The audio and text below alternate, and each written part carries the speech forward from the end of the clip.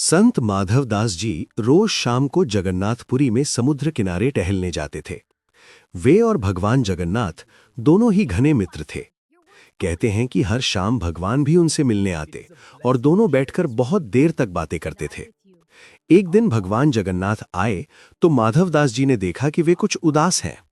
उन्होंने पूछा, प्रभु, आप उदास क्यों हैं? भगवान बोले, माधवदास, बहुत दिन हो गए, चोरी नहीं की।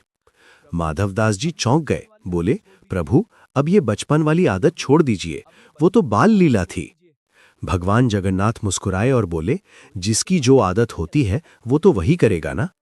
माधवदास जी ने उन्हें बहुत समझाया, पर भगवान जगन्नाथ नहीं माने। आखिर में माधवदास जी बोले, अगर इतनी ही इच्छा है तो कर लीजिए चोरी। भगवान बोले, कर तो लूं, पर अकेले चोरी करने में वो मजा कहाँ, तुम भी चलो। माधवदास जी बोले, कहाँ प्रभु? भगवान बोले, चोरी करने। माधवदास जी घबरा गए, बोले, प्रभु, हमें चोरी करना नहीं आता, हमने तो सारी जिंदगी बस भजन किया है। भगवान हंसकर बोले, बस मन बना लो, चोरी करना हम सिखा देंगे, थोड़ी फुर्ती चाहिए और कुछ नहीं। आखिरकार माधवदास जी मान गए। उन्होंने पूछा, लेकिन प्रभु, ये तो बताइए चोरी कहाँ करनी है? भगवान बोले, जगन्नाथपुरी के राजा के बगीचे में, वहां बहुत सुंदर फल लगे हैं, पर वो हमें भेजते नहीं। माधवदास जी बोले, प्रभु, चोरी क्यों? राजा तो हमारे शिष्य हैं, कल जाकर उनसे मांग लेंगे। भगवान जगन्नाथ बोले, नहीं, चोरी करके पाने का मजा ही अलग होता है। दोनों राजा के बगीचे में पहुंच गए। भगवान जगन्नाथ ने कहा, अब इस पेड़ पर चढ़ो और हां, धीरे से बोलना। माधवदास जी पेड़ पर चढ़ गए। भगवान बोले, फल तोड़कर नीचे गिराओ। माधवदास जी जोर से बोले, प्रभु, ये वाला तोड़ो या वो वाला?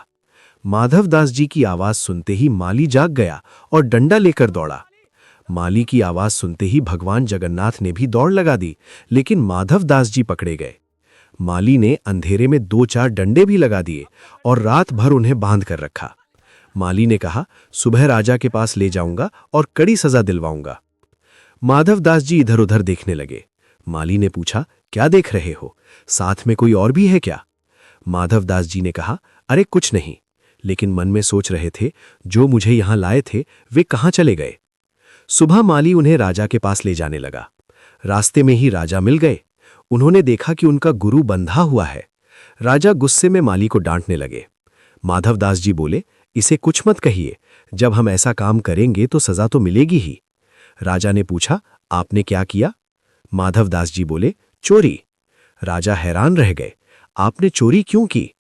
माधवदास जी बोले, कुसंग में पड़कर सब करना पड़ता है। राजा ने पूछा, किसका कुसंग? माधवदास जी बोले, ये बात महल पहुंचकर बताऊंगा। महल पहुंचकर उन्होंने पूरी घटना बता दी। सब कुछ सुनकर राजा की आंखों में आंसू आ गए और शरीर रोमांचित हो उठा। उन्होंने तुरंत पूरा बगीचा श्री जगन्नाथ जी के नाम कर दिया। शाम को फिर माधवदास जी समुद्र किनारे पहुंचे। भगवान फिर प्रकट हुए और मुस्कुराकर बोले, संत जी, रात कैसी बीती?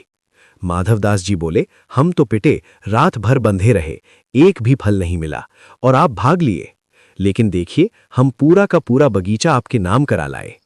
कहते हैं कि आज भी वो बगीचा श्री जगन्नाथ जी के नाम से जाना जाता है।